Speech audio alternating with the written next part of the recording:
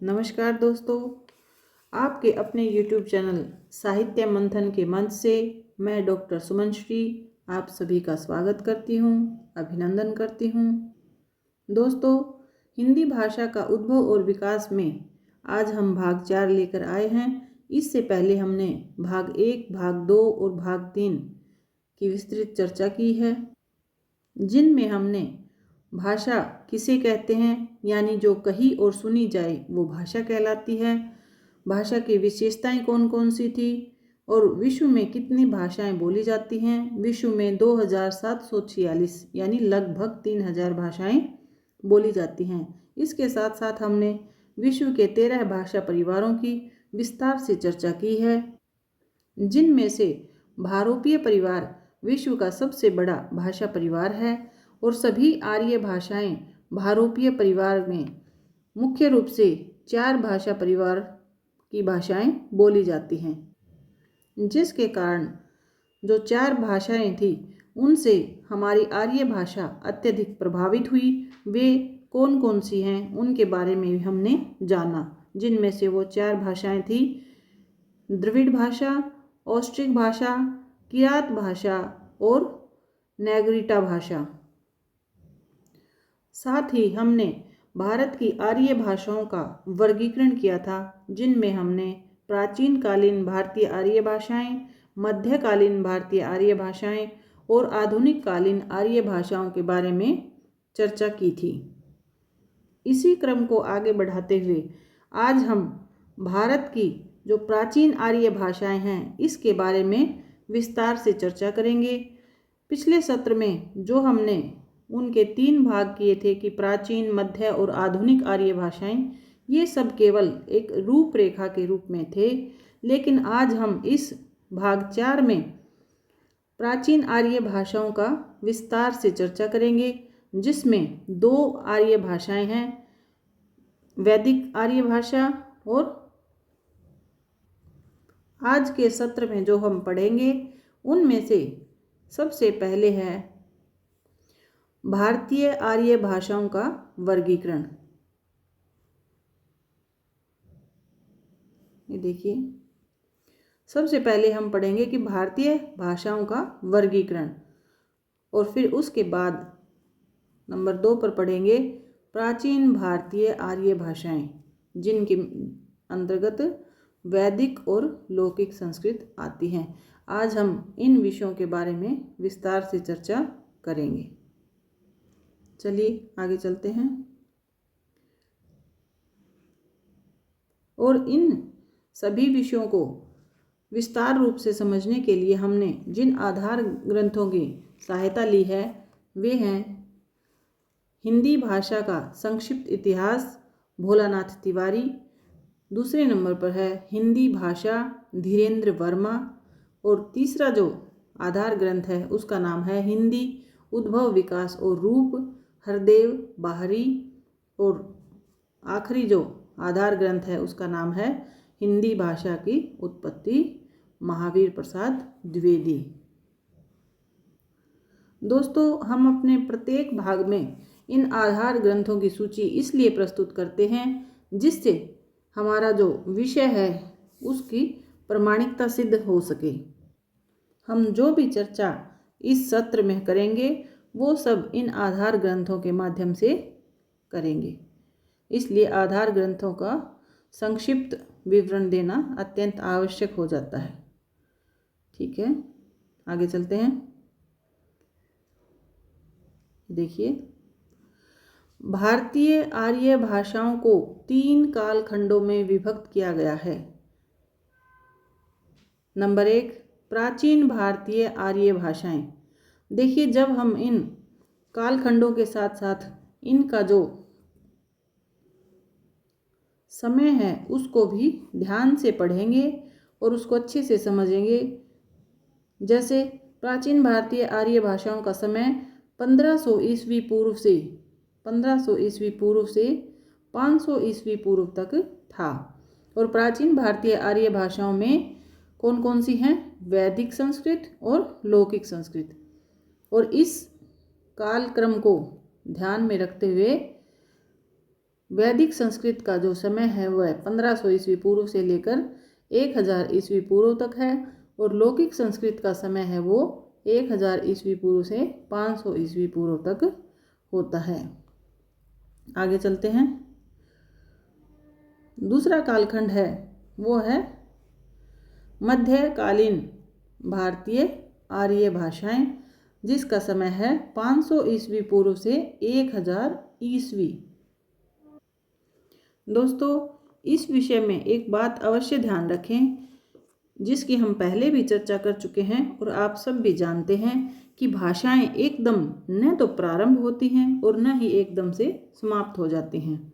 इसलिए यह जो वर्गीकरण किया गया है यह उन जो भाषाओं की प्रधानता के आधार पर किया गया है। ठीक है, इसको ध्यान रखेंगे। और ये जो भाषाओं में परिवर्तन होते होते जो सरलीकरण हुआ है उसका कारण भी एक यही है कि भाषा की विशेषता ही यही है कि वह कठिन से सरल की तरफ चलती है। इसलिए भाषा का जो साहित्यिक रूप में जो प्रयोग होता है उसका जब सरल रूप हमारे सामने प्रस्तुत होता है तो वह लोक भाषा के रूप में प्रचलित हो जाता है। इस बात को आप अच्छे से समझेंगे। और जो वैदिक भाषा थी, जिस प्रकार देखिए जब वैदिक भाषा थी वो साहित्यिक भाषा के रूप में प्रचलित थी, लेकिन जब उसका सरल रूप हमारे सामने आया तो वही लोक भाषा के रूप में प्रचलित हो गई। और एक बात और अवश्य ध्यान रखेंगे दोस्तों, ये देखिए जैसे यहाँ पर 500 ईस्वी पूर्व लिखा हुआ है और यहाँ पर 1000 ईस्वी लिखा हुआ है। जब ईसा पूर्व की तिथियाँ दी जाती है ना तो वे घटते क्रम में आते हैं, यानी ईसा पूर्व, ये देखिए पीछे ये 1500 ईसा पूर्व, 1500 ईसा पूर्व से 500 ईसा पूर्व, यानी जब ईस्वी पूर्व की तिथियाँ जब चलती हैं तो वो घटते क्रम में, यहाँ 1500 से 500 आ गया, यानी घटते क्रम में आती हैं। लेकिन आगे देखते हैं, लेकिन जब ईस्वी सन की बात आती है, ये देखिए यहाँ पर ईसा पूर्व था, अब ईस्वी सन आ गया। यहाँ पर ईस्वी सन से जब हम आगे बढ़ते हैं तो वो बढ़ते क्रम में है। ये जैसे 500 ईस्वी पूर्व था और यहाँ पर 1000 ईस्वी पूर्व हो गया। लेकिन जब ईस्वी पूर्व था यहाँ पर, ये देखिए ये ईस्वी पूर्व ये कम होते हुए 500 ईस्वी पूर्व, यानी जब ईस्वी पूर्व चलता है तो वो तिथियां हैं जो घटते हुए क्रम में आती हैं, और जब ईस्वी सन चलता है तो वे बढ़ते हुए क्रम में आती हैं। इस बात को आपको बताना बीच में अत्यंत आवश्यक था ताकि आपको कोई भी भ्रम ना हो और आपको कन्फ्यूज़न ना हो। चलिए हम अपने विकास क्रम को देखते हैं भाषाओं के। ये मध्यकालीन आर्य भाषाओं के बारे में हम पढ़ रहे थे, जिसका समय कितना है 500 ईस्वी पूर्व से लेकर 1000 ईस्वी तक, और इनमें 3 वर्गों में विभाजित थी ये, पाली, प्राकृत, अपभ्रंश, और इसी का जो सरल रूप था वह अवहट के रूप में प्रचलित था। इनका कालक्रम भी ध्यान रखेंगे। पाली का समय है 500 ईस्वी पूर्व से 1 ईस्वी तक, प्राकृत का है 1 ईस्वी से 500 ईस्वी तक। देखिए यहाँ पर कालक्रम है वो कम होते हुए आ गया और यहाँ पर बढ़ते हुए क्रम में आ गया, क्योंकि ये ईस्वी सन है, ईस्वी पूर्व है और ये ईस्वी सन है। इसको आप वीडियो को पॉज करके अच्छे से समझेंगे, उसके बाद ही आगे बढ़ेंगे। आगे है अपभ्रंश, इसका समय है 500 ईस्वी से 1000 ईस्वी, और अवहट 9वीं 10वीं शताब्दी से आगे फिर आर्य भाषाओं के कौन सा रूप आ जाएगा, आधुनिक रूप देखते हैं। आधुनिक भारतीय आर्य भाषाएं। अब आधुनिक आर्य भाषाओं का समय कितना शुरू होता है 1000 ईस्वी से, यानी 1000 ईस्वी से शुरू होकर अभी तक जो वर्तमान में चल रहा है समय, इसमें सभी के कौन सी भाषाएं हैं, ये आधुनिक भारतीय आर्य भाषाएं मानी जाती हैं। ठीक है, प्राकृत से अपभ्रंशों का विकास हुआ है और अपभ्रंशों से हिंदी की बोलियों का विकास हुआ है। जो प्राकृत थी ना, हमने पीछे पढ़ी थी, उनसे क्या हुआ है, अपभ्रंश का विकास हुआ है। देखिए दोस्तों, ये कालक्रम चलते हुए आ रहा है। जैसा कि हमने पीछे पढ़ा था कि सबसे पहले हमारी वैदिक संस्कृत थी, उसके बाद लौकिक संस्कृत, फिर पाली, फिर प्राकृत, और प्राकृत से ही अपभ्रंश का विकास हुआ और अपभ्रंशों से हिंदी की बोलियां निकली हैं। अब हम अपभ्रंश की कौन कौन सी बोलियां हैं उनके बारे में जानेंगे। चलिए आगे चलते हैं। ये देखिए, ये हमने अभी पढ़ा है कि अपभ्रंशों से हिंदी का विकास हुआ और कौन कौन सी हुई उनके बारे में भी जानेंगे। उनमें से सबसे पहले है शौरसेनी। शौरसेनी से पश्चिमी हिंदी, राजस्थानी, पहाड़ी और गुजराती का विकास हुआ, और कैकई से लहंदा, टक से पंजाबी, ब्राचड़ से सिंधी, महाराष्ट्री से मराठी और मागधी से बिहारी से उड़िया और अर्धमागधी से पूर्वी हिंदी। इस प्रकार अपभ्रंश से जिन बोलियों का विकास हुआ उसी क्रम को जानेंगे ताकि हम अपनी जो खड़ी बोली हिंदी है उसके विकास क्रम को अच्छे से समझ सकें। ठीक है, चलिए आगे चलते हैं। और इसमें कुछ बिंदु ऐसे हैं जिनको हमें ध्यान रखना है। सबसे पहले देखिए, प्राचीन भारतीय आर्य भाषाओं से ही आधुनिक भारतीय आर्य भाषाएं यानी हिंदी भाषा का विकास हुआ। ये पंक्ति दे दी जाएगी और आपको पूछ लिया जाएगा कि किससे आधुनिक भारतीय भाषाओं का विकास हुआ है। तो आपको पता होना चाहिए कि प्राचीन भारतीय आर्य भाषाएं, और ये प्राचीन भारतीय आर्य भाषाएं कौन कौन सी हैं, वैदिक संस्कृत और लौकिक संस्कृत।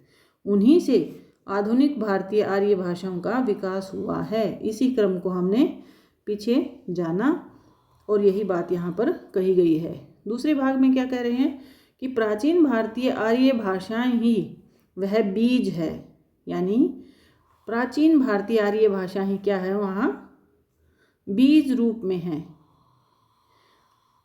क्योंकि इन्हीं से हमारी आधुनिक भारतीय आर्य भाषाओं का जन्म हुआ है। इसलिए प्राचीन भारतीय आर्य भाषाएं क्या हैं, बीज हैं, जिससे आधुनिक आर्य भाषा जो जिस प्रकार देखो बीज से किसी पेड़ का जो निर्माण होता है ना, वो क्रम बढ़ता रहता है, ऐसे ही हमारी प्राचीन भारतीय आर्य भाषाओं से हमारी हिंदी तक का निर्माण काल, जो निर्माण क्रम है, वो बढ़ता रहता है।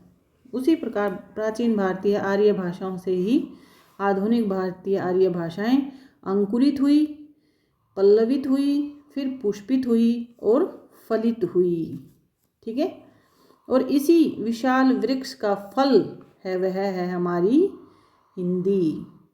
और बीज रूप में क्या है हमारी, बीज क्या है, प्राचीन भारतीय आर्य भाषाएं। ये बात आपको ध्यान रखनी है। ठीक है, चलिए आगे चलते हैं। अब प्राचीन भारतीय आर्य भाषाएं दो प्रकार की हैं, ये हम पढ़ चुके हैं, वैदिक संस्कृत और लौकिक संस्कृत। अब हम इनकी कुछ विशेषताएं हैं। देखिए दोस्तों, आजकल जो प्रश्न आते हैं वे ऐसे नहीं आते कि प्राचीन भारतीय आर्य भाषाओं में कौन कौन सी भाषाएं हैं। ये सभी को पता है कि लौकिक और संस्कृत है और एक वैदिक संस्कृत है, लेकिन आजकल क्वेश्चन है वो डीप पूछे जाते हैं। हमें जितनी भी भाषाएं हम पढ़ेंगे इस भाषा क्रम में, उनकी विशेषताओं को अत्यंत ही ध्यान से पढ़ना है और उनमें हमें अंतर पता होना चाहिए कि वैदिक काल में क्या क्या प्रयोग होता था और जो लौकिक संस्कृत में आकर लुप्त हो गया। तो ठीक है, वैदिक काल और जो वैदिक संस्कृत और लौकिक संस्कृत थी, पहले हम उनकी विशेषताओं को जानते हैं और फिर हम उनका एक विश्लेषण करेंगे कि वैदिक काल में कौन कौन सी विशेषताएं थी, वैदिक संस्कृत में और लौकिक संस्कृत में आकर कौन कौन सी जो हमारे स्वर व्यंजन उनमें क्या क्या परिवर्तन हुए और उनमें कुछ साथ में जुड़ा और कुछ लुप्त हो गया। तो इन्हीं के बारे में हम विस्तार से चर्चा करेंगे। चलिए आगे चलते हैं। सबसे पहले हम अब वैदिक संस्कृत के विषय में पढ़ेंगे। वैदिक संस्कृत में क्या क्या है देखिए। नंबर 1 पर संहिताएं हैं, ब्राह्मण हैं, आरण्यक है और प्राचीन उपनिषद हैं। ये सब वैदिक संस्कृत में आते हैं। दूसरे नंबर पर देखेंगे मूल स्वर 9 हैं। अब इन चीज़ों को आप बहुत ही ध्यान से समझेंगे कि मूल स्वर कितने हैं, 9। जब हम प्रश्नोत्तर करेंगे तो आपसे इन्हीं बारे में रिवीजन करेंगे, तब आपको ये याद रखनी है ताकि हमें अपने नोट्स में पीछे ना देखना पड़े, इसलिए अभी से इनको रिवाइज करते हुए चलेंगे। मूल स्वर कितने हैं और ये भी याद रखेंगे कि किस में है वो, वैदिक संस्कृत में, क्योंकि अभी हम वैदिक संस्कृत के बारे में पढ़ रहे हैं। मूल स्वर कौन कौन से हैं और ये भी आपको पता होना चाहिए, क्योंकि जब पेपर में आपको ऑप्शन में दे देंगे कि वैदिक संस्कृत के मूल स्वर कौन से नहीं हैं, क्योंकि आजकल नहीं है वाले प्रश्न ज़्यादा पूछे जाते हैं। ठीक है, तो इनमें मूल स्वर कौन कौन से हैं, ए, आ, ई, उ, री और री, ये मूल स्वर हैं। और 4 क्या हैं, संयुक्त स्वर हैं। वो कौन कौन से हैं, ए, ऐ, ओ, औ। और कुल व्यंजन कितने हैं, ये सब बातें सिर्फ वैदिक संस्कृत की हो रही हैं, इसलिए इसको ध्यान रखेंगे, बार बार उसके साथ बोलेंगे कि वैदिक संस्कृत में मूल स्वर 9 हैं और वो ये हैं, और संयुक्त स्वर हैं वो ये हैं। ठीक है, देखिए फिर नंबर 4 पर आ जाते हैं। नंबर 3 तक हमने कर लिए हैं। कुल व्यंजन कितने हैं, 30। व्यंजन कितने हैं, 30। और मूल स्वर कितने हैं, 9। संयुक्त स्वर कितने हैं, 4। व्यंजन 30 और साथ में विसर्ग। और वो 30 व्यंजन कौन कौन से हैं उनको भी देखेंगे, क, च, ट, त और प, यानी 5 वर्ग हो गए। ये पांचों वर्ग हैं और इनमें 5 वर्ग हैं और उसमें 5 वर्ण होते हैं, तो 5 5 जा यानी 25। ठीक है, तो 25 और फिर स, श, ह, ल और लह। इन सभी के बारे में तो हम अपनी हिंदी में आज भी पढ़ते हैं, लेकिन ये दो जो ध्वनियाँ हैं इनके बारे में आपको पता होना चाहिए। ये इसका जो उच्चारण है वो र और ल मिलकर बना होता है, इसलिए इसका उच्चारण करेंगे रल, और ये है रलह। आप 1-2 बार अभ्यास कीजिए तो आपको पता चल जाएगा। ये र और ल, ये दोनों मिलकर ये वर्ण बना है, और ये र ल ह, रलह ऐसे बोला जाता है। ठीक है, चलिए आगे चलते हैं। अगली विशेषता है प्रारंभ में बलात्मक स्वराघात और बाद में संगीतात्मक स्वराघात का प्रयोग वैदिक संस्कृत में हुआ था। ठीक है, ये हम किसकी बात कर रहे हैं, वैदिक संस्कृत की। ठीक है, अब इनको याद रखेंगे। थोड़ा सा आप एक बार पढ़ लीजिए। इनमें संहिताएं, ब्राह्मण, आरण्यक और प्राचीन उपनिषद हैं वैदिक संस्कृत में।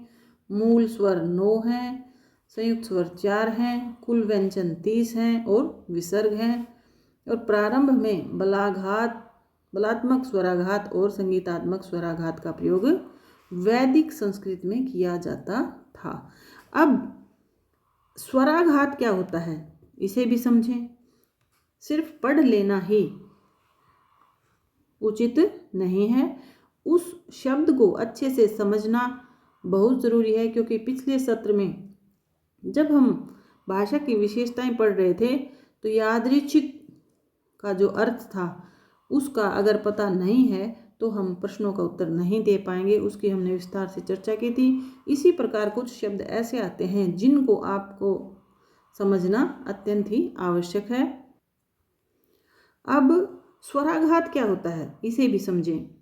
स्वराघात शब्द दो शब्दों से मिलकर बना है, स्वर प्लस आघात। आघात का अर्थ होता है चोट, यानी उस पर दबाव देना किसी चीज़ पर।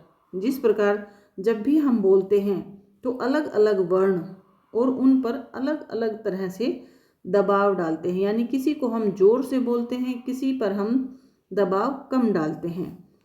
एक समान, कभी भी किसी शब्द पर एक समान हम दबाव या चोट नहीं करते। इस बात को आपको समझना है और इसी को हम स्वराघात कहते हैं। जिस प्रकार देखिए, मैं एक उदाहरण के द्वारा आपको समझाती हूँ। जैसे बालक, जब हम बोल के देखेंगे, आप भी बोल के देखिए, बालक, इसमें हमने बा के ऊपर देखिए बालक,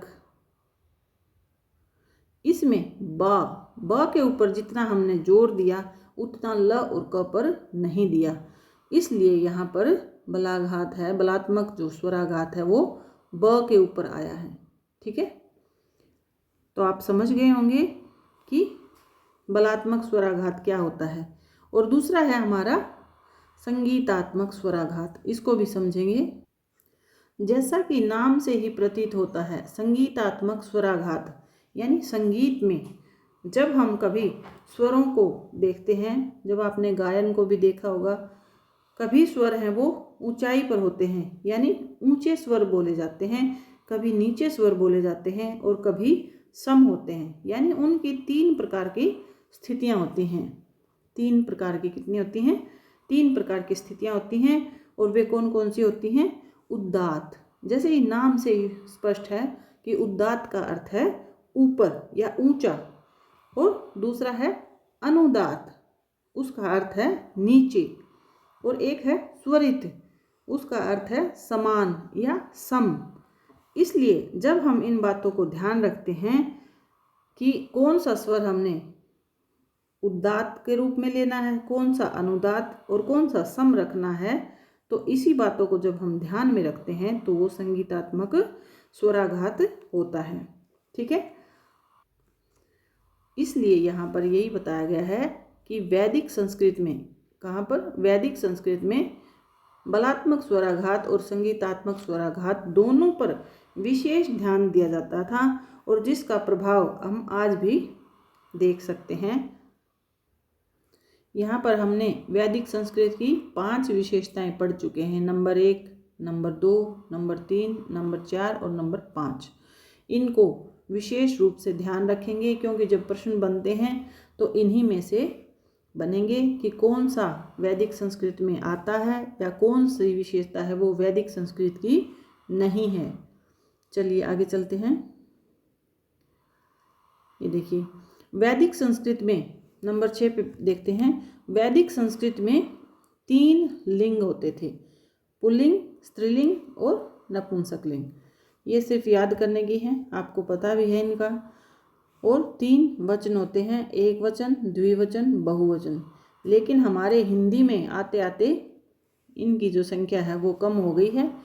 यहाँ पर हमारे पास पुल्लिंग और स्त्रीलिंग केवल 2 ही लिंग हैं, और वचन हैं वो एक वचन और बहुवचन 2 ही वचन हैं।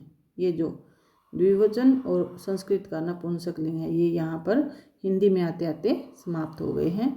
जब हम इनका अच्छे से अध्ययन करेंगे आगे, जब इनके चर्चा करेंगे अलग अलग कि कौन से वैदिक संस्कृत में हैं और कौन से लौकिक संस्कृत में आकर उनका रूप क्या हो गया, तब हम इनको और अच्छे से जानेंगे। पहले हम सिर्फ वैदिक संस्कृत की विशेषताएं पढ़ते हैं। 3 लिंग हैं, पुल्लिंग, स्त्रीलिंग, नपुंसकलिंग। 3 वचन हैं, एक वचन, द्विवचन, बहुवचन। 8 कारक हैं। देखिए इनको ध्यान से देखिए, 8 कारक हैं। कर्ता कारक, संबोधन कारक, कर्म कारक, करण कारक। यहाँ पर आप देखेंगे कि दूसरे नंबर पर संबोधन कारक दिया गया है, जबकि हमारे हिंदी में तो ये कर्म कारक दूसरे स्थान पर होता था।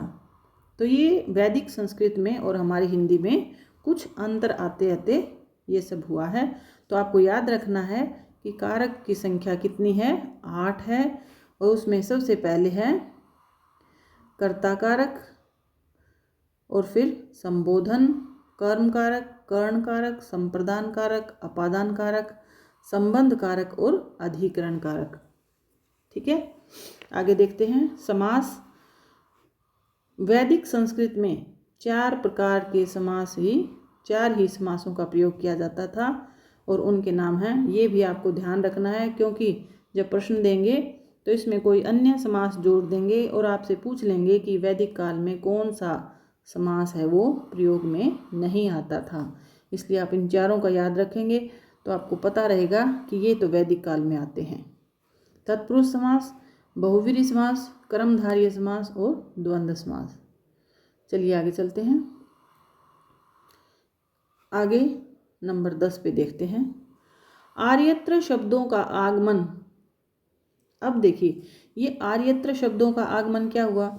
जिस प्रकार हमारी हिंदी भाषा में अनेक भाषाओं के शब्द आए हैं ना, उसी प्रकार जो आर्यत्र भाषाएं थी, यानी जब प्राचीन भाषा यानी वैदिक भाषा जब शुरू होती है उससे पहले भी भाषाएं थी, तो उन भाषाओं का प्रभाव भी हमें वैदिक भाषा में देखने को मिलता है। इसलिए यहाँ पर कहा गया है कि आर्यत्र शब्दों का आगमन हुआ, यानी वैदिक भाषा में। यहाँ पर किसका जिक्र कर रहे हैं हम? वैदिक भाषा में आर्यत्र यानी आर्यों की जो भाषाएं थी, उनसे पहले जो भाषाएं थी उनका कुछ शब्दों का प्रयोग हमारी वैदिक संस्कृत में भी हुआ है। देखिए जिस प्रकार कपि, काल, नाना और पुष्कर। ठीक है, तो ये देखिए कई बार जब हम पढ़ते हैं कि कपि शब्द, तो कपि शब्द हमें क्या लगता है जैसे कि संस्कृत का है, क्योंकि जब हम शब्द पढ़ते हैं ना तो उसमें बोलते हैं कपि का अर्थ होता है बंदर, और ये हम क्या सोचते हैं कि ये वैदिक संस्कृत यानी हमारी संस्कृत भाषा का ही शब्द है। लेकिन ये जो शब्द हैं काल, नाना, ये शह, पुष्कर, ये सब कौन से हैं? आर्यत्र शब्द हैं, यानी जो आर्यों की भाषाएं थी, वैदिक संस्कृत जो पहले भाषाएं थी उनके शब्द हैं जो हमारी वैदिक संस्कृत में शामिल हुए हैं। आगे देखते हैं और भी शब्द देखिए, कंबल, बाण, अंग आदि, ये सब जो शब्द हैं वो हमारी वैदिक संस्कृत में यानी आर्यों की जो भाषाएं थी उनसे पहले ऑस्ट्रिक भाषा से ये गृहीत हैं। अगर ये शब्द आ जाएं तो आप इनको संस्कृत नहीं करेंगे। ठीक है, ये सिर्फ आपको समझाने के लिए कुछ उदाहरण दिए गए हैं, और भी बहुत सारे शब्द हैं लेकिन सभी का यहाँ वर्णन नहीं किया गया है। ये सिर्फ आपको समझाने के लिए है कि कुछ शब्द ऐसे लगते हैं जैसे हमारी संस्कृत भाषा के हैं, लेकिन वो शब्द आर्यत्र भाषाओं से लिए गए हैं, ये इसलिए कहा गया है। आगे देखते हैं। आगे देखिए 12 नंबर पे, ब्राह्मण ग्रंथों से ज्ञात होता है, क्या ज्ञात होता है? कि वैदिक संस्कृत की 3 बोलियां विकसित हुई। देखिए जैसे हमारे आगे हम हिंदी भाषा में जब अगले सत्र में जब हम पढ़ेंगे तो हिंदी भाषा में 18 बोलियों का विकास हुआ, इसी प्रकार जो वैदिक संस्कृत थी उसकी भी 3 बोलियां थी। ये आपको ध्यान रखनी है, क्योंकि जब हम हिंदी की 18 बोलियां हैं उनको तो ध्यान रख लेते हैं, लेकिन वैदिक संस्कृत और लौकिक संस्कृत के बारे में हम विस्तार से नहीं पढ़ते हैं ध्यान से, और यहीं से प्रश्न आपका बन जाता है। और किसके अनुसार? ब्राह्मण ग्रंथों के अनुसार। ये मत किसका है? ब्राह्मण ग्रंथों से पता चलता है कि वैदिक संस्कृत की, ये ध्यान रखेंगे कि वैदिक संस्कृत की, ये क्वेश्चन भी आ जाएगा आपका कि वैदिक संस्कृत की कितनी बोलियां थी। ठीक है, तो कितनी बोलियां थी? 3 बोलियां विकसित हुई, उत्तरी, मध्यवर्ती और पूर्वी बोली। ठीक है, आगे चलते हैं। वर्णिक छंदों का प्रयोग। देखिए छंदों का प्रयोग होता था और छंदों का प्रयोग आज भी होता है, और ये छंद कितने प्रकार के होते हैं? 2 प्रकार के, वर्णिक और मात्रिक। लेकिन वैसे देखें तो आधुनिक काल में एक मुक्तक छंद का प्रयोग भी होने लगा है, लेकिन हम अभी उनकी चर्चा नहीं करेंगे। सिर्फ हमें ये बताने के लिए किया है कि 2 प्रकार के वर्णिक और मात्रिक छंद होते थे, जिनमें से सिर्फ वर्णिक छंदों का प्रयोग ही वैदिक संस्कृत में किया जाता था। यानी वर्णिक छंदों का अर्थ होता है कि वर्णों को ही ध्यान में रखा जाता था कि इतने वर्ण इसमें प्रयोग होंगे, इतने वर्ण इसमें प्रयोग होंगे। मात्राओं की गणना नहीं होती थी। मात्रिक छंदों में मात्राओं की गणना होती है कि ये लघु गुरु, लघु गुरु, इस प्रकार से मात्रिक छंदों में प्रयुक्त होता है। तो यहाँ पर मात्रिक छंदों का प्रयोग वैदिक काल में, वैदिक संस्कृत में नहीं होता था। सिर्फ कौन से छंदों का प्रयोग होता था? वर्णिक छंदों का प्रयोग होता था। ठीक है, आगे चलिए, आगे देखते हैं। ये हमारी आ गई अभी लौकिक संस्कृत। एक मिनट,